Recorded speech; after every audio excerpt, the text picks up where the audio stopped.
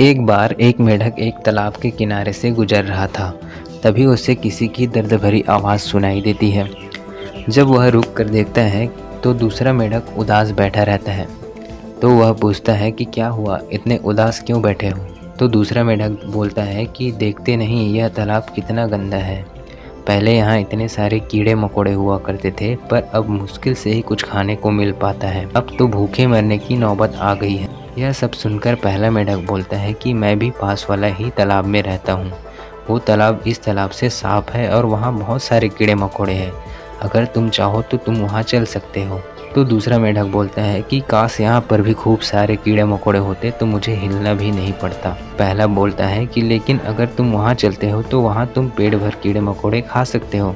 तो दूसरा मेढक बोलता है कि काश मेरी जीभ इतनी लंबी होती तो मैं यहीं बैठे बैठे दूर तक कीड़े मकोड़े पकड़ पाता और मेरी भूख मिटा पाता और मुझे हिलने की भी ज़रूरत नहीं पड़ती। पहला मेढक समझाता है कि ये तो तुम भी जानते हो कि तुम्हारी जीभ कभी इतनी लंबी हो नहीं सकती, इसलिए बेकार की बातें सोचकर परेशान होने से अच्छा है वो करो जो तुम्हारे हाथ में है।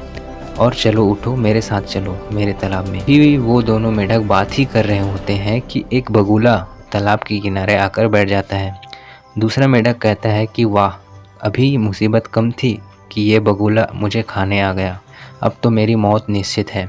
तो पहला मेढक बोलता है कि जल्दी करो, घबराओ नहीं, चलो मेरे साथ, वहाँ कोई बगुला नहीं आता। और वह चलने लगता है। दूसरा मेढक उसे जाते हुए देख ही रहा था कि बगुले ने उस दूसरे मेढक को अपने चोंच में दबा लिया। और अंत समय में दूसरा मेढक सोचता है कि बाकी मेढक कितने लकी हैं जिसको बगुले ने नहीं खाया। देखा जाए तो ये मेढक कोई और नहीं बल्कि हम सब इंसान ही हैं।